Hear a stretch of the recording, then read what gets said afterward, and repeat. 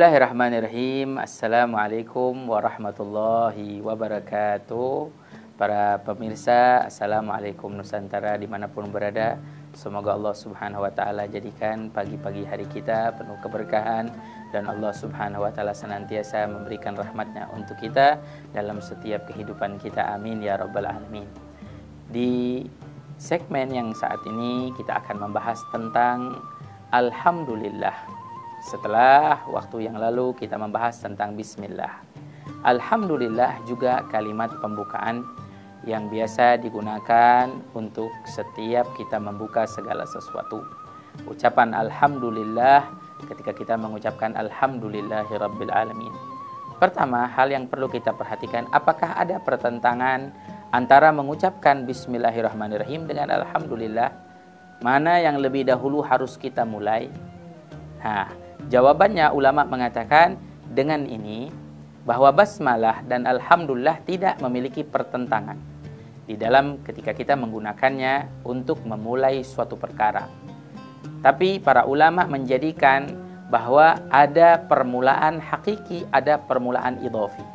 Artinya ada permulaan yang hakikat, ada permulaan yang hanya tambahan. Di mana kedua hal ini terletak dalam basmalah dan alhamdulillah. Kalau kita berbicara tentang permulaan hakiki, maka itu adalah basmalah. Sebab tidak ada yang memulai sebelum basmalah. Mungkin kita bisa memulai sebelum basmalah, namun hanya pada saat ketika kita membaca ayat Al-Quran saja, yaitu memulai dengan ta'awudz. Jadi kalau kita mau mengaji Quran, baru kita memulainya dengan a'udzubillahi minasyaitonirrajim. Tapi dalam segala hal yang kita lakukan, maka hanya dianjurkan untuk kita memulainya dengan basmalah. Nah, adapun alhamdulillah, permulaan yang dimulai sebelumnya sesuatu, yaitu apa? Basmalah. Jadi setiap kita seringkali membaca alhamdulillah, kita pasti memulai sebelumnya dengan alhamdulillah.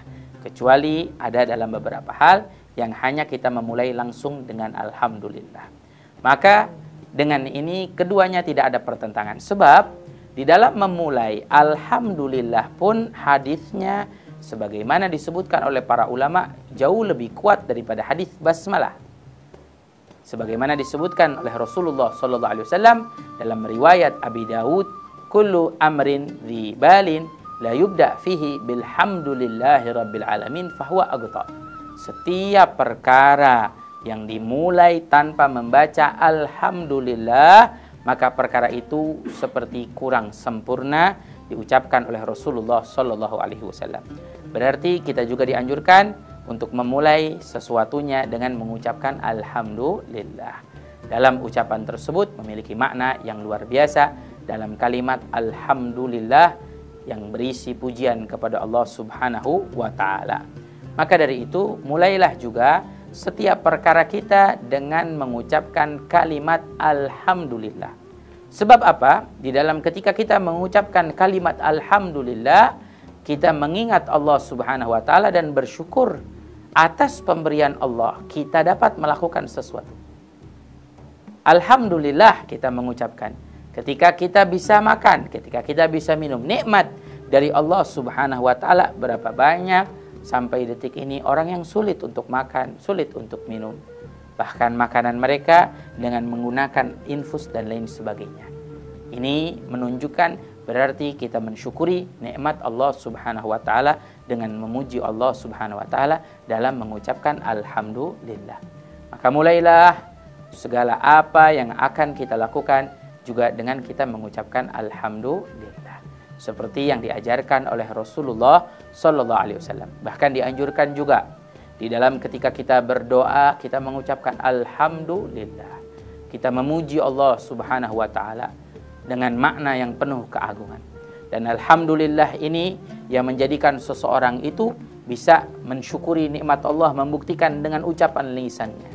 Terkadang ada alhamdulillah yang memang hanya dari lisan, dan ada pula yang dikeluarkan dari setiap hatinya.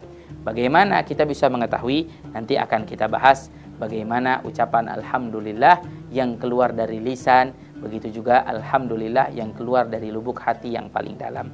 Namun yang perlu kita perhatikan, di dalam mengucapkan alhamdulillah, alhamdulillah memiliki makna.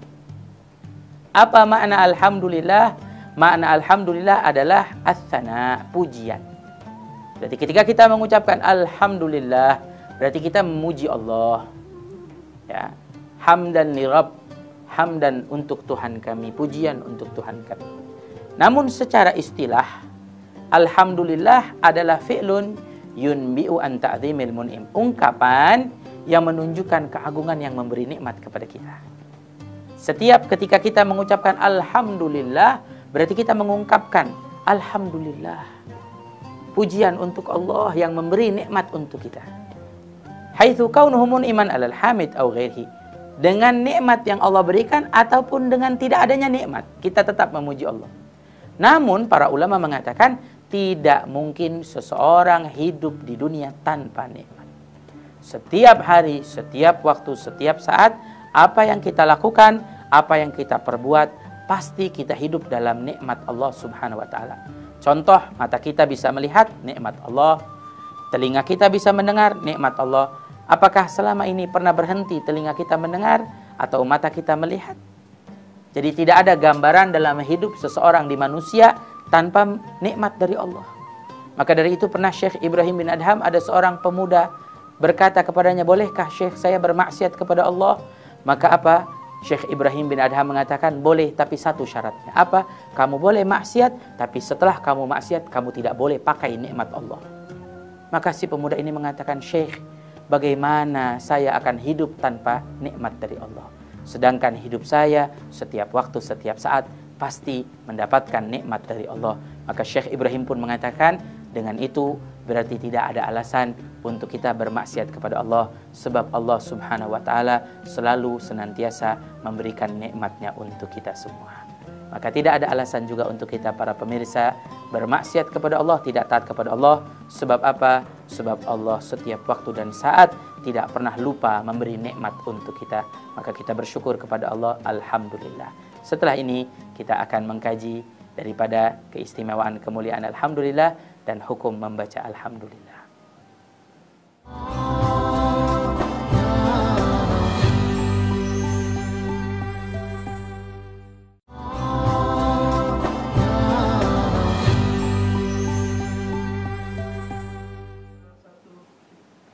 Bismillahirrahmanirrahim. Kita melanjutkan daripada keistimewaan mengucapkan alhamdulillah, di mana di dalam hadis Nabi sallallahu alaihi wasallam bersabda, at-tuhuru syatrul iman walhamdulillah tamla'ul mizan. At-tuhur bersuci, menjaga kesucian hati maupun badan kita, bagian daripada tanda keimanan kita kepada Allah Subhanahu wa taala. Bagian dari setengah iman kita kepada Allah Subhanahu wa taala. Kemudian Nabi SAW juga memberikan satu penjelasan yang luar biasa, yang penuh hikmah, yang penuh keistimewaan. Apa? Rasulullah mengatakan alhamdulillah. Mengucapkan alhamdulillah tamla'ul mizan, itu menjadikan penuhnya timbangan amal kita kelak nanti di hari kiamat. Salah satu daripada bacaan yang kalau kita sering membacanya menjadikan timbangan amal kita berat di sisi Allah Subhanahu wa taala, lebih daripada amal ibadah-ibadah kita yang lainnya. Bahkan menjadikan lebih berat daripada dosa dan kesalahan kita dengan mengucapkan alhamdulillah. Mengapa? Sebab di dalam ketika kita mengucapkan alhamdulillah, kita memaknai rasa syukur kepada Allah Subhanahu wa taala. Kita mensyukuri nikmat Allah dan meyakini semua yang datang dari pemberian Allah Subhanahu wa taala. Berarti di dalamnya makna tauhid, kita percaya kepada Allah Subhanahu wa taala, semua yang kita dapati dari Allah Subhanahu wa taala.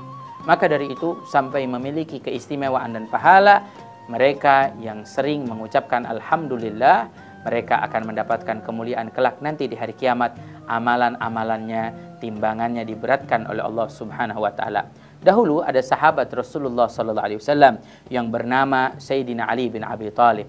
Beliau selalu mengucapkan alhamdulillah dalam setiap keadaan. Ketika berbicara kepada orang, mengobrol, selesai bicara, beliau selalu berzikir alhamdulillah, alhamdulillah.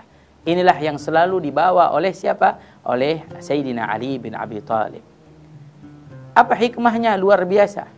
Disebutkan oleh Sayyidina Ja'far, sahabat Rasulullah SAW. Sayyidina Ja'far bin Abi Thalib, yaitu saudara kandung daripada Sayyidina Ali bin Abi Thalib, yaitu Sayyidina Ja'far yang wafat dalam salah satu peperangan, di mana perang Mu'tah. di mana Sayyidina Ja'far ini yang terputus tangannya, terputus kakinya memegang bendera Rasulullah sallallahu alaihi wasallam, memegang bendera Islam. Dia pernah mengatakan, kenapa Sayyidina Ali selalu berzikir dengan mengucap alhamdulillah? Sebab Sayyidina Ali mendapatkan banyak kenikmatan-kenikmatan, kemuliaan-kemuliaan dari Allah Subhanahu wa taala. Banyak ilmu dan hikmah yang didapatinya sehingga dia tidak pernah terlepas untuk mengucapkan alhamdulillahirabbil alamin. Nah, ucapan ini perlu juga harus kita jadikan dalam setiap apa yang kita ucapkan, setiap apa yang kita lakukan. Seringkali kita banyak mendapatkan nikmat namun kita lupa kepada Allah. Kita lupa mengucapkan alhamdulillah. Karena ketahuilah para pemirsa, setiap orang yang selalu mengucap alhamdulillah di dalam mendapati setiap nikmat, yakinlah bahwa Allah akan menjaga nikmat tersebut. Akan dijaga nikmat tersebut, bukan hanya dijaga, bahkan Allah Subhanahu wa taala akan tambahkan nikmat tersebut di atasnya nikmat-nikmat yang lain. Ketika mendapatkan suatu kebahagiaan, Allah akan tambahkan kebahagiaan di atas kebahagiaannya. Ketika mendapatkan suatu kesenangan, Allah akan tambahkan kesenangannya di atas kesenangannya. Maka ucapkanlah alhamdulillah. Sayyidina Ali bin Abi Thalib, khulafa Rasyidin yang keempat, beliau pernah ditanya oleh para ulama-ulama dari sahabat dan juga tabi'in. Karena Sayyidina Ali ini terkenal salah satu sahabat Nabi yang sangat zuhud luar biasa. Tidak mencintai dunia. Tidak ingin menatap pada dunia pandangannya. Tapi apa? Ketika ditanya, wahai Amiril Mukminin, ketika engkau minum, kau senang minum air yang dingin atau air yang panas?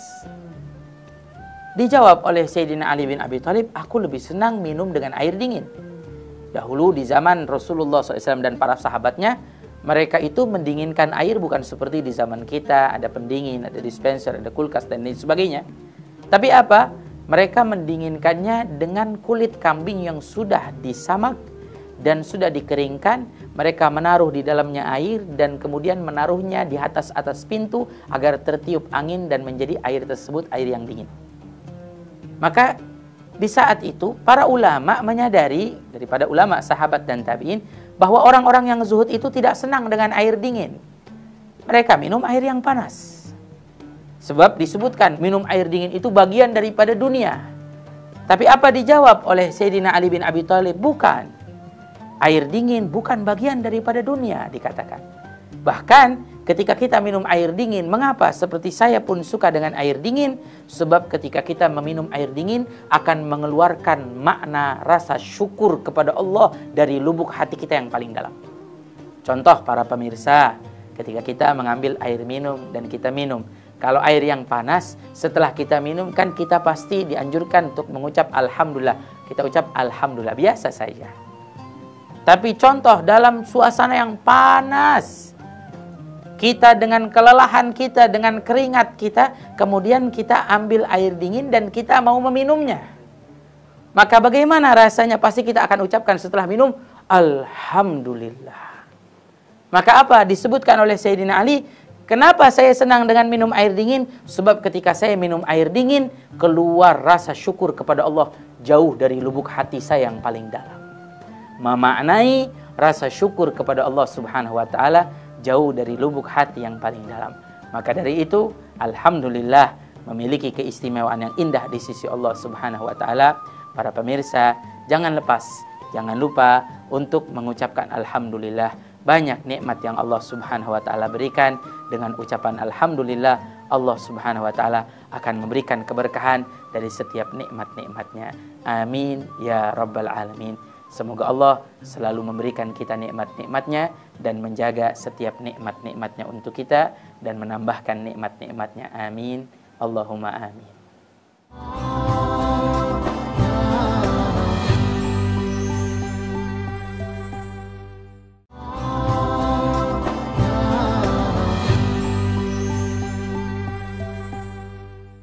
Bismillahirrahmanirrahim. Saat ini para pemirsa, Assalamualaikum Nusantara dimanapun berada, kita akan melanjutkan kajian kita dalam Alhamdulillah, di mana kita akan melanjutkan tentang hukum-hukum membaca Alhamdulillah, hukum-hukum mengucapkan Alhamdulillah.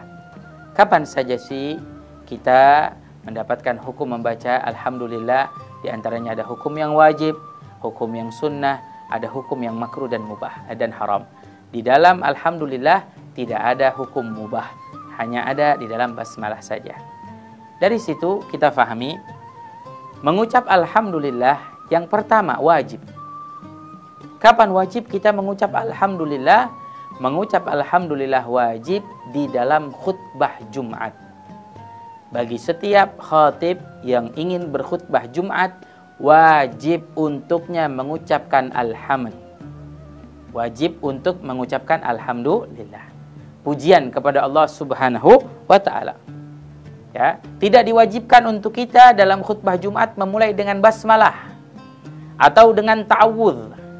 Tapi wajib untuk kita memulai dengan alhamdulillah. Mengapa? Sebab khutbah Jumat di antara rukunnya adalah alhamdulillahi fihima, mengucapkan alhamdulillah di dua khutbah tersebut. Khutbah pertama wajib, khutbah kedua pun wajib. Sampai ulama ahli fikih menyebutkan tidak sah jika ada seseorang yang berkhutbah tapi tidak mengucapkan alhamdulillah. Yang kedua, hukum mengucapkan alhamdulillah mandub, sunnah. Kapan sunnah? Sunnah kita mengucapkan alhamdulillah setiap kita melakukan sesuatu, dan diantaranya setiap kita menghadiri khutbah nikah. Dalam khutbah nikah, maka khatib khutbah nikah sunnah mengucapkan alhamdulillah. Seperti ketika kita dalam pernikahan, sunnah bapak penghulu ya memulai dengan kalimat alhamdulillah. Alhamdulillah wassalatu wassalamu ala rasulillah. Begitu juga disunnahkan untuk wali pengantin, memulainya sebelum menikahkan, sebelum dia mengucapkan saya nikahkan dan saya kawinkan engkau. Tapi memulainya dengan apa? Dengan ucapan alhamdulillah. Nah, ucapan ini disunnahkan ya untuk kita memulainya dengan alhamdulillah. Yang ketiga, hukumnya makruh. Kapan makruh kita mengucap alhamdulillah? Makruh kita mengucap alhamdulillah ketika kita berada di suatu tempat yang menjijikan, tidak pantas untuk kita memuji Allah. Contoh, para ulama memberikan contoh seperti kita berada di tempat pembuangan sampah. Kita berada di tengah-tengah tempat pembuangan sampah dengan penuh bau dan lain sebagainya, kemudian kita mau mengucap alhamdulillah. Ini ucapan yang bukan pada tempatnya, sebab kita dalam keadaan sesuatu yang menjijikan. Hal yang bau, yang tercium, tiba-tiba kita ucap alhamdulillah. Ini zikir yang bukan pada tempatnya. Makanya para ulama mengatakan makruh ketika kita berada di tempat pembuangan sampah, kita mengucapkan alhamdulillah. Kemudian makruh juga seperti kita berada di tempat jagal, tempat penyembelihan kurban, atau tempat penyembelihan binatang seperti ayam, kambing, sapi, unta. Mengapa? Sebab di tempat tersebut tempat yang menjijikan, tertumpah darah. Banyak darah yang baunya amis, yang najis. Maka apa? Makruh kita mengucapkan alhamdulillah. Sebagian orang ada yang salah ketika berada di tempat yang penuh wewangian, di taman, lupa mengingat Allah, mengucap alhamdulillah. Tapi terkadang berada di tempat yang menjijikan, dia malah mengucap alhamdulillah. Ini zikir yang salah pada tempatnya. Maka dari itu makruh, para ulama mengatakan walaupun makruh, jika kita lakukan kita tidak dapat apa-apa, namun kalau kita tinggalkan kita akan mendapatkan pahala. Maka lebih baik kita meninggalkan sesuatu yang makruh. Yang keempat, akhir daripada hukum alhamdulillah, yaitu haram. Kapan haram? Haram inda fi'lil ma'siyah. Haram kita mengucap alhamdulillah ketika kita setelah melakukan kemaksiatan. Ya, setelah agabal ma'siyah farhan biha. Sebagian orang yang mana melakukan kemaksiatan, melakukan suatu perbuatan yang dosa dan dia senang, dia bangga. Maka ini hukumnya haram. Contoh, ada seseorang yang mencuri. Setelah mendapatkan hasil curian dia katakan alhamdulillah saya dapat. Nah, ini haram. Bukan hanya haram, dosanya pun double. Kenapa double? Yang pertama mencuri sudah haram dosa. Kedua meledek Allah, menghinakan Allah. Memuji Allah tapi seakan-akan menghinakan Allah. Sebab apa? Allah mengharamkan kita mencuri tapi kita puji Allah. Seakan-akan kita menunjukkan ya Ada yang melarang kita, tapi kita menunjukkan dan kita merasa kita bersyukur. Terima kasih sudah dikasih bantuan. Nah, ini ucapan yang haram. Haram setelah kita melakukan maksiat. Haram setelah minum minuman keras. Haram setelah berzina dia mengucapkan alhamdulillah. Minuman keras, zina, perjudian, perampokan dan lain sebagainya sudah diharamkan oleh Allah. Hal yang haram, hal yang hina, hal yang buruk, apalagi akan ditambah buruk dengan kita menyebut nama Allah Subhanahu wa taala waliyadzubillah. Bahkan guru saya pernah mengatakan, guru mulia Al-Habib Umar bin Muhammad bin Salim bin Hafid, al-farhu anil ma'siyah asyaddu min ma'siyatiha. Bangga dan senang dengan kemaksiatan dosanya lebih besar daripada maksiat itu sendiri. Sebab apa? Allah sudah menutupinya tapi kita membanggakannya. Tapi kita menunjukkannya dan kita mempertontonkannya waliyadzubillah. Maka jangan pernah sekali-kali kita bangga dalam bermaksiat dan jangan pernah menghinakan Allah Subhanahu wa taala dalam setiap maksiat dan dosa-dosa yang kita lakukan. Maka dari itu, para pemirsa yang dimuliakan oleh Allah Subhanahu wa taala, mari mulai sekarang kita mulai melakukan sesuatu dengan membaca basmalah dan alhamdulillah. Apa alasannya? Supaya setiap sesuatu yang kita lakukan kita jadikan selalu mengingat Allah Subhanahu wa taala dalam setiap keadaan. Maka setiap yang kita lakukan insyaallah akan berhasilkan pahala yang besar di sisi Allah Subhanahu wa taala. Insyaallah kita akan lanjutkan di kemudian-kemudiannya pembahasan-pembahasan yang sangat menarik yang insyaallah bermanfaat untuk kita semuanya. Assalamualaikum Nusantara. Assalamualaikum warahmatullahi wabarakatuh.